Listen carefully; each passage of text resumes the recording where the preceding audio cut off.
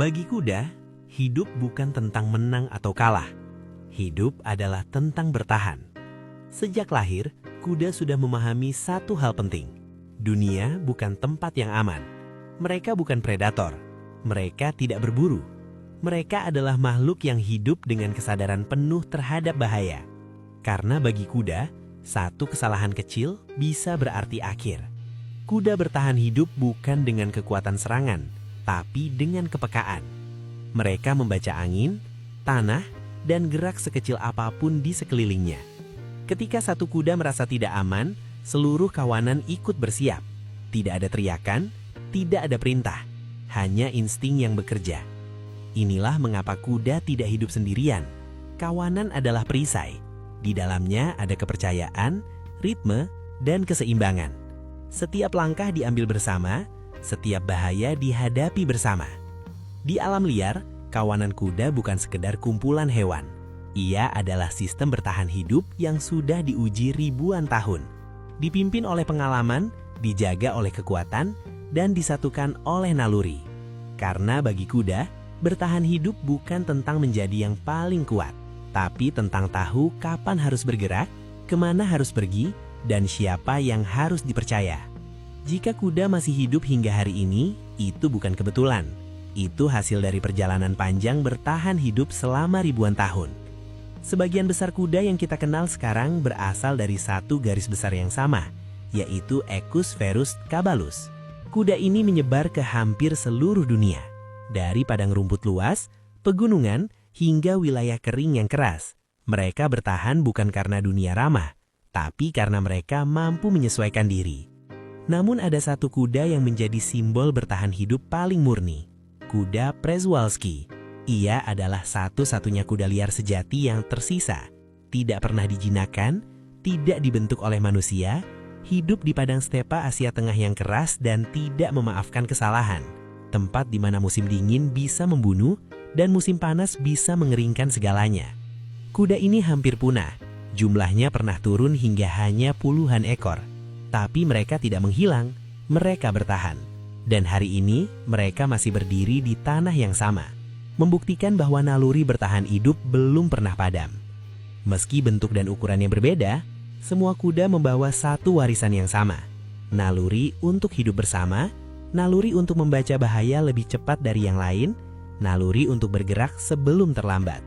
Karena dalam dunia kuda, yang bertahan bukan yang paling kuat, tapi yang paling mampu menyesuaikan diri dengan dunia yang terus berubah. Kuda tidak menunggu bahaya terlihat jelas, mereka merasakannya. Di alam liar, bertahan hidup bukan soal seberapa cepat kamu bereaksi, tapi seberapa cepat kamu menyadari bahwa sesuatu tidak beres. Dan disinilah keunggulan kuda.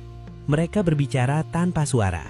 Satu gerakan telinga yang menegang, satu langkah kecil ke belakang, satu kepala yang terangkat lebih tinggi dari biasanya. Bagi manusia, itu mungkin tidak berarti apa-apa. Tapi bagi kuda lain, itu adalah peringatan. Ketika satu kuda membaca ancaman, seluruh kawanan ikut bersiap, tanpa teriakan, tanpa kepanikan. Hanya perubahan energi yang menyebar cepat. Inilah sebabnya kuda hidup dalam kawanan. Bukan hanya untuk jumlah, tapi untuk kesadaran kolektif.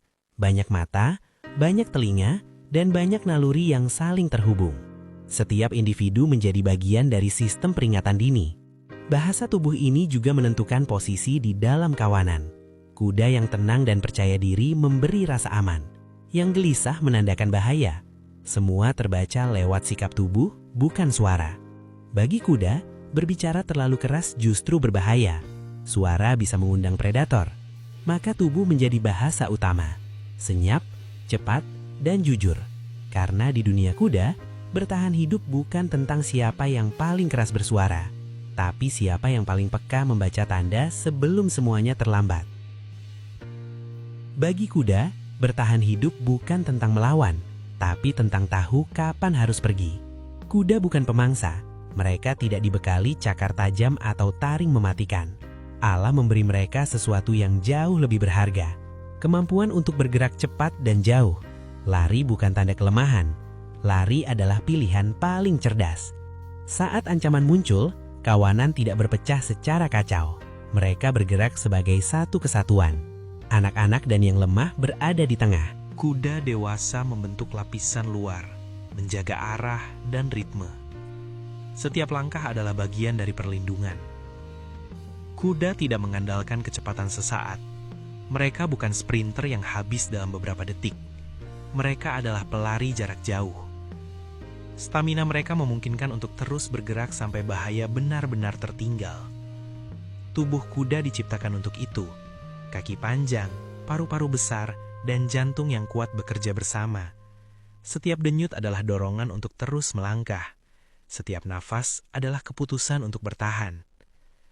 Menariknya, kawanan kuda tidak selalu berlari sejauh mungkin. Mereka tahu kapan harus berhenti, kapan aman untuk memperlambat.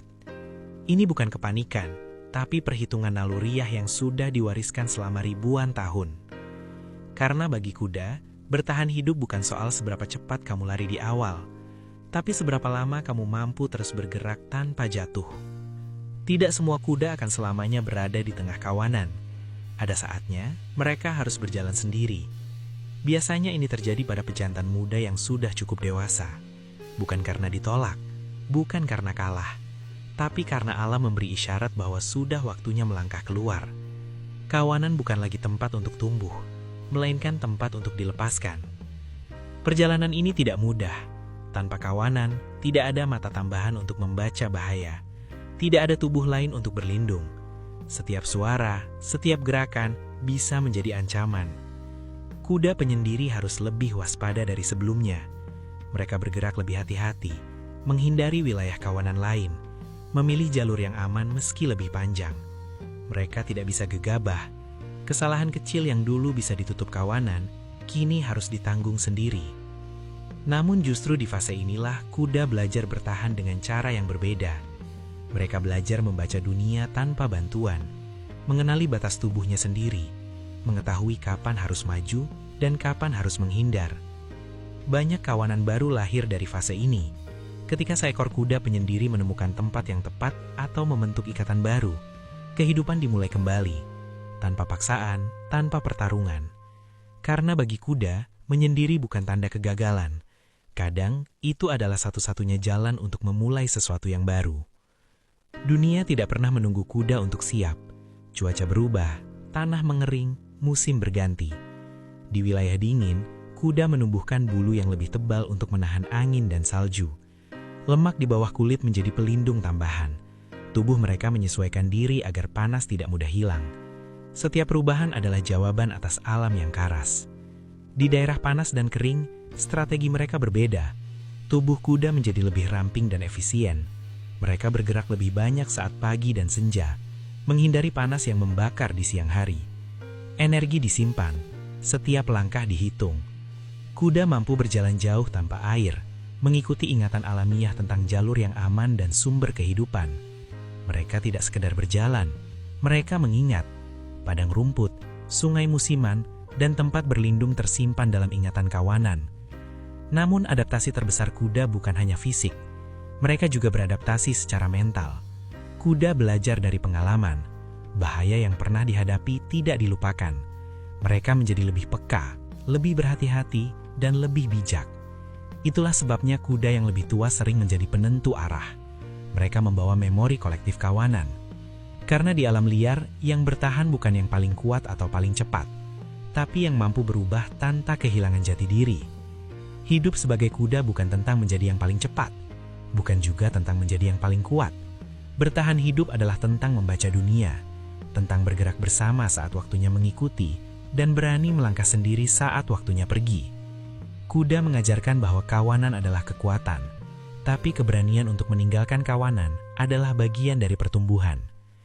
Mereka hidup dengan kepekaan, bukan kesombongan, dengan kesabaran, bukan amarah.